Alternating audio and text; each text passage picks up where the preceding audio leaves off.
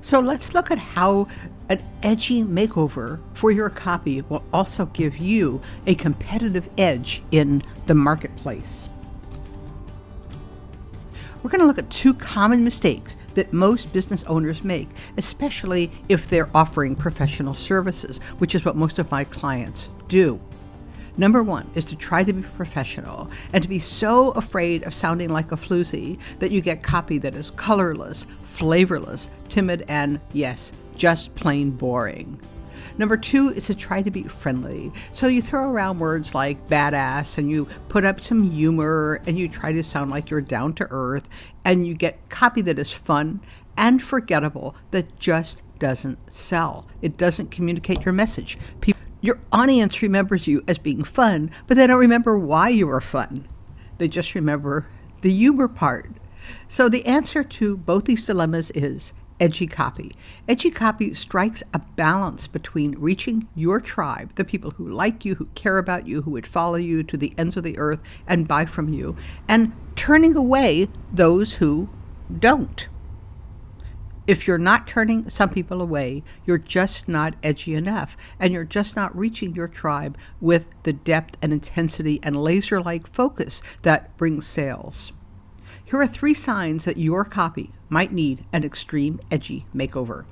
Number 1, you realize your copy could have been written by any of 3, 4, or 10, or even 100 competitors. This is the deadly cookie cutter syndrome. The cookie cutter belongs in the kitchen when you're baking cookies and nowhere else. Or your clients seem surprised when they meet you by phone or in person. It's like, hey, I didn't know you were human. You have a personality. Yay, I even like you.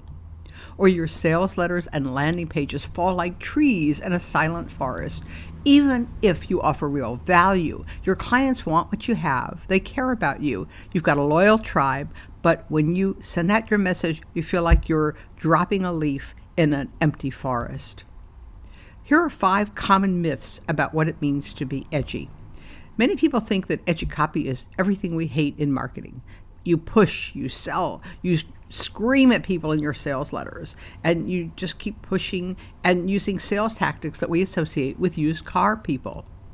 Myth number 2 is that edgy copy uses strong language. Now, this is partly true. In some markets, your audience expects you to swear because that's how they talk. They want you to sound like Tony Soprano. They think it makes you more human. I actually knew someone who was working for a fairly good-sized company when her boss said, I don't trust people who don't swear. Well, you may have an audience like that. If that's the case, then you want to bring on the words. Or in some cases, you don't have to because they may want to use those words among themselves, but not care if you do. So using strong language is very much a judgment call. It is not an essential part of being edgy. Another myth is that edgy copy is so clever it calls attention to itself. When you say, oh, that's such a cute metaphor, or I really like the way you put that together, you're noticing the copy and not the message, and that's not what copy is supposed to do. In fact, if you try to be funny, your copy can even work against you. There was a famous beer commercial some years back when we had someone sitting in a chair. This guy was sitting there reading the paper, and he says, hey, get me a beer, to his dog. So we hear the dog going into the kitchen, and the man in the chair narrates.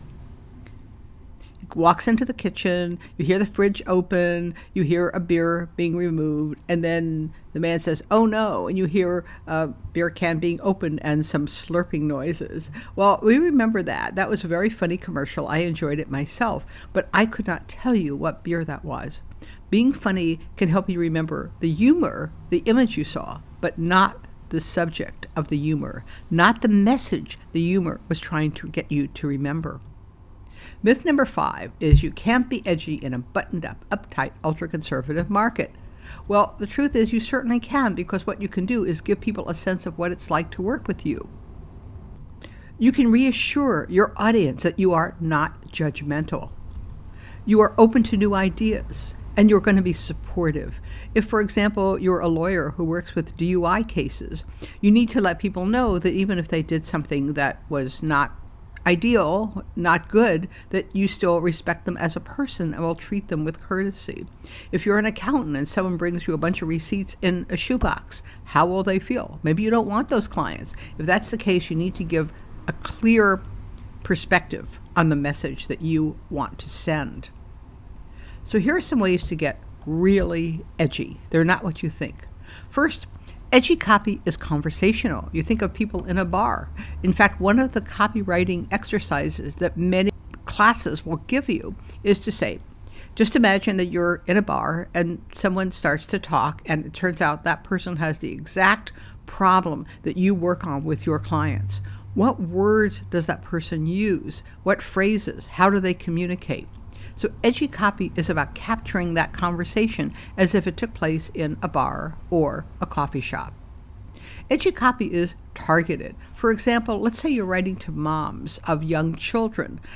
Moms of young children talk in a certain way. They have certain concerns. They think about certain things that other people do not. So if you're targeting that market, you want to use the words and phrases that they use. And of course, that will turn off single women and men who do not have children and maybe don't even care about children. But that's okay. You're focusing on the moms. Metaphors can be counted on to add an edge. I use a lot of sports metaphors because my audience tends to like them. I tend to attract women who follow sports and some who don't, but they don't mind my metaphors at sports. So I do use sports metaphors, but other people use different kinds of language and different kinds of metaphors. Some people use family metaphors. Other people use art metaphors. They refer to the way you draw. They refer to painting. Any number of metaphors can be used, but your metaphors will add an edge because they will directly relate to your audience and show something about you and your interests if you choose them wisely. Of course, stories give you a huge edge because the nature of the stories you tell will tell a lot about you. Keep your audience on the edge of their seats and make a point if you choose your stories with care. A lot of people start out with the story of how they got to where they are, the sort of how they found the gold at the end of the rainbow.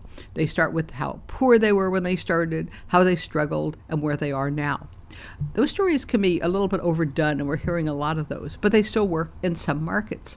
You may also want different kinds of stories. You may want to tell stories about your clients, because if you're excited for their success, that will come through and inspire your prospects to want to be like your clients. Some more resources if you'd like to learn more. I offer a copy consultation where we go over this in much more detail, more tailored to your own situation. We can talk about your business. We can look at it. Every dimension of your business, where you're struggling, where you're doing well, what you'd like to do next, what your goals are, what you enjoy. And we can put that into a consultation and get an amazing amount done in just one session. I can also review your copy with a video. The link here, budurl.com/yourtweak, and I will give you a video review that is very short and a good overview of any copy that you're working on. And of course, you can get for absolutely no cost, you're absolutely free, no obligation, 21-point copy makeover checklist when you go to my homepage, and you'll see a big link there to subscribe. So thank you for joining me today, and I look forward to seeing you on a future video. And meanwhile, think edgy.